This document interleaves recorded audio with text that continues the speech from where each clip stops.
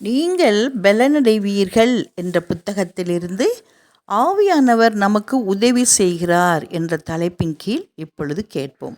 அந்தபடியே ஆவியானவரும் நமது பலவீனங்களில் நமக்கு உதவி செய்கிறார்.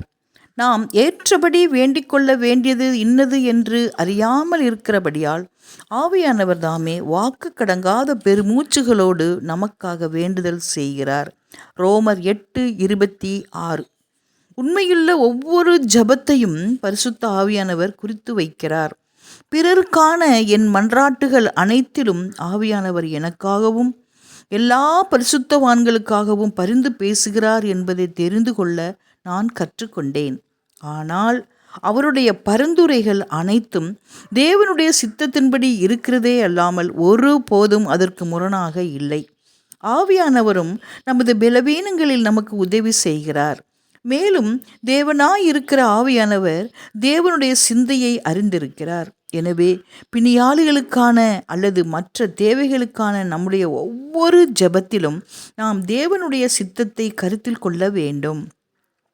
மனுஷனிலுள்ள ஆவியே அன்றி மனுஷரில் எவன் மனுஷருக்கு உரியவைகளை அறிவான்? அப்படி போல தேவனுடைய ஆவியை அன்றி ஒருவனும் தேவனுக்குரியவைகளை அறிய மாட்டான். 1 கொரிந்தியர் 2:11. நாம் தேவனால் போதிக்கப்பட்டிருந்தால் அவருடைய வெளிப்படுத்தப்பட்ட சித்தத்தின்படியும் நாம் அறியாத அவருடைய சித்தத்திற்கு கீழ்ப்படியவும் ஜெபிப்போம். விலையேறப்பெற்ற அவரது வார்த்தையின் மீது நம்பிக்கை வைத்து கிறிஸ்து தம்மை சீசர்களுக்காக கொடுத்தார் என்று மட்டும் இல்லாமல் அவர் தம்மையே சீசர்களுக்கு கொடுத்து விட்டார் என்று விசுவாசித்து தேவனுடைய சித்தத்தின்படி நமது விண்ணப்பங்களை ஏறெடுக்க வேண்டும். அவர்கள் மேல் ஊதி பரிசுத்த ஆவியை பெற்றுக்கொள்ளுங்கள் என்றார். யோவான் 20:22 என்று வேதாகம பதிவு அறிவிக்கிறது. தம்முடைய சீசர்கள் அனைவர் மேலும் பரிசுத்த ஆவியை அருள்வதற்கும் அவருடைய பரிசுத்தமாக்கும் ஆவியின் ஏவுதலை அளிப்பதற்கும் தம்மிடத்திலிருந்து முக்கிய செல்வாக்கை தம் ஜனங்களுக்கு மாற்றுவதற்கும் இயேசு காத்து கொண்டிருக்கிறார்.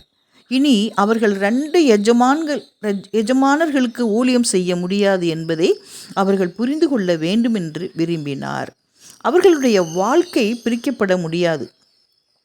கிறிஸ்து தமது மனித பிரதிநிதிகளிடத்தில் வசிக்கவும் அவர்களுடைய இயல்பான திறன்களின் மூலம் கிரியை செய்யவும் அவர்களுடைய தனித்திறமைகள் மூலம் செயல்படவும் வேண்டும்.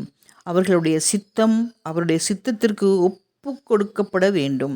அதாவது இனி வாழ்வது அவர்கள் அல்ல, கிறிஸ்துவே அவர்களுக்குள் வாழ்கிறார் என்பதற்கு ஏற்றபடி அவருடைய ஆவியானவருடன் அவர்கள் செயல்பட வேண்டும்.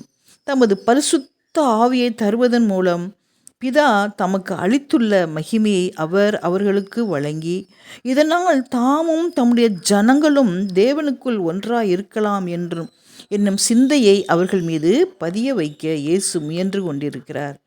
தேவனுடைய சித்தம் பரிசுத்தமாயும் நீதியாயும் நன்மையாயும் இருக்கிறது என்பதை அறிந்து தம்முடைய வழியும் சித்தமும் தேவனுடைய சித்தத்திற்கு கீழ்ப்பட்டதாய் இருக்க வேண்டும். தேவன் தாமே கேட்கிற ஒவ்வொருவரையும் இந்த வாசகங்கள் அனைத்தையும் ஆசீர்வதித்து கொடுப்பாராக. ஆமென்.